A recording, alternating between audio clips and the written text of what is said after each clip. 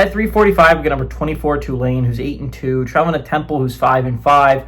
Tulane favored by 9.5 on ESPNU. Jake Retzlaff has gone 164 of 268, thrown for 2,195 yards, 12 touchdowns, 4 interceptions. Also leads his team on the ground with 94 carries for 557 yards and 11 touchdowns.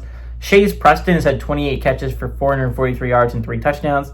Evan Simon has gone 158 of 254, thrown for 1,847 yards, 22 touchdowns, 1 interception. Jay Ducker is at 138 carries for 729 yards and 6 touchdowns. And Kajaya Hollowayne has had 34 catches for 445 yards and 6 touchdowns. Temple is 4-3 all time against the Big Green Wave.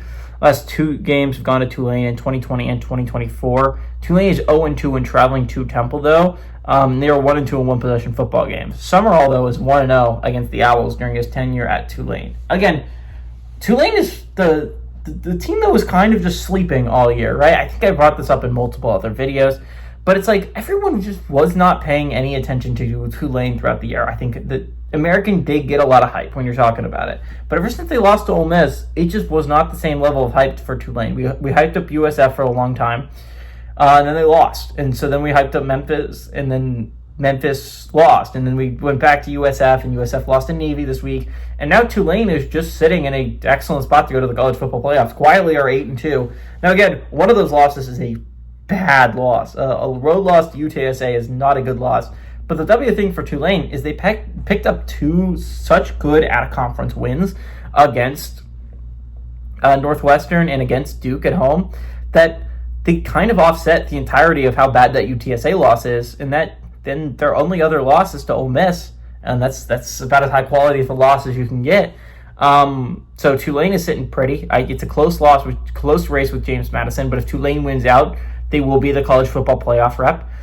So I think Tulane is one of a few teams. I would say they're one of 13 teams that kind of control their own destiny to an extent. I think there's a lot of teams that need help that is outside their purview, kind of, to get into the college football playoffs, but the Big Green Wave just needs to win out. If you win your last 2 regular season games, you're a lock for the American Championship game, and then you just have to beat whoever's there coming against you, whether that's an East Carolina team that's kind of really good, the North Texas squad that's also very solid, and a really good Navy squad could possibly be the team you're facing.